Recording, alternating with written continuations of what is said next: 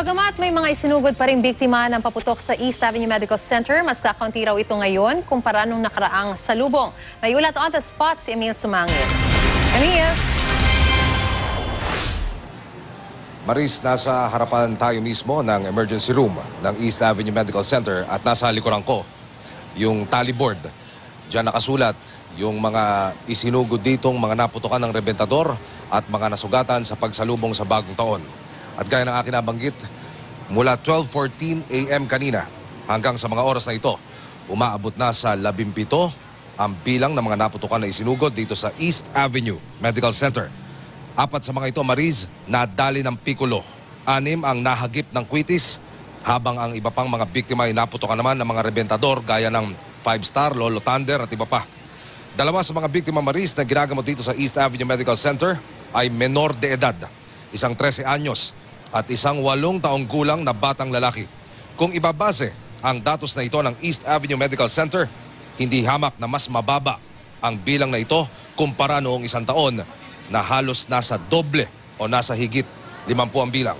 Samantala, mula noong December 22 hanggang sa mga oras na ito, Maris, nasa 32 ang kabuang bilang ng mga biktima ng mga paputok na isinugod dito sa East Avenue Medical Center. Mababa pa rin ang bilang na ito kumpara sa kahalintulad na timeline noong isang taon na umabot sa mahigit 50. Good news din na maituturing, Maris, dahil ayon sa pagamutan sa mga biktimang ito, walang naitala na naputulan ng mga daliri o mas grabe pa ang sinapit. Karamihan, sunog sa kamay at mga sugat lang ang tinamo, pati na yung mga sunog. Bago tayo sumayang papawid, Maris, 2 pa ang humabol sa listahan ng mga naputukan. 2 lalaki rin ang isinugod dito sa East Avenue Medical Center dahil sa gunshot wound. Isa ang sinasabing sinadyang barilin.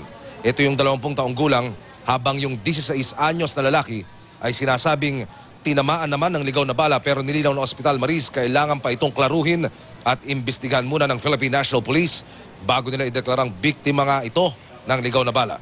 Mga pahabol lamang na mga paalala ng East Avenue Medical Center sa publiko: huwag nang magpulot ng mga rebentador na hindi pumutok, lalo na yung mga basa, dahil ito'y peligroso pa rin. Tiniyak ng ospital, sapat ang kanilang manpower para sa mga kaganapan ngayong unang araw ng taon. Maris, yan ang latest mula dito sa East Avenue Medical Center. Maris. Maraming salamat, Emil Sumangil.